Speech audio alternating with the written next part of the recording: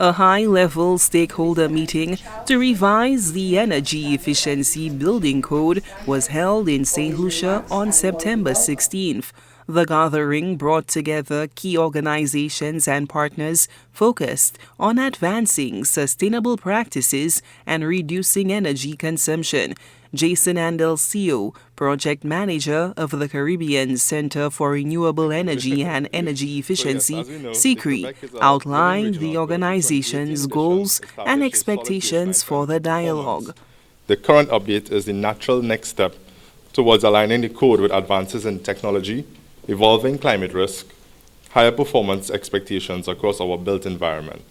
Our goal for 2025 is straightforward: a code that is more actionable, inclusive, and context-specific for Caricom member states and the wider Caribbean. World Bank country representative for the Eastern Caribbean, Alexander Agosti, underscored the crucial link between energy and business competitiveness, stressing the need for resilience in a vulnerable region. In the Caribbean, energy access, as we've heard, is particularly critical due to the region's vulnerability to climate change and economic shocks.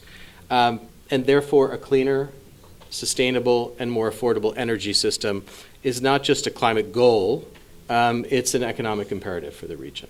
So the building sector, in particular in the Caribbean, stands out as one of the biggest energy guzzlers in the region, and this causes fiscal stress to the economy and financial costs to consumers, as electricity costs, as we've heard, are some of the highest in the world due to the heavy dependence on imported diesel and oil. That is not only expensive, but whose steady supply is both uncertain and vulnerable.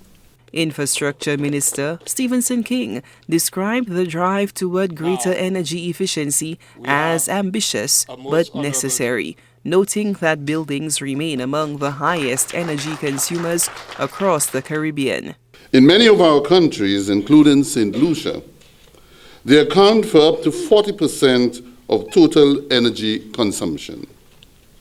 This has implications for economic sustainability, energy security, and most critically, climate resilience. Chair of the regional project team, Kurt Harris, outlined the next steps for implementing the revised energy efficiency building codes. The next step after this particular workshop is the adoption of the recommendations for the revision.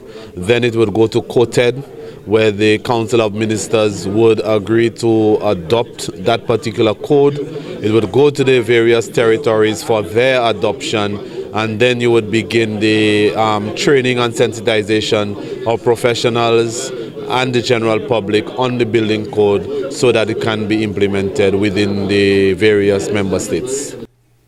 The consultation drew engineers and architects from across the region who offered their expertise to update the building code 7 years since its last revision to ensure it meets today's challenges.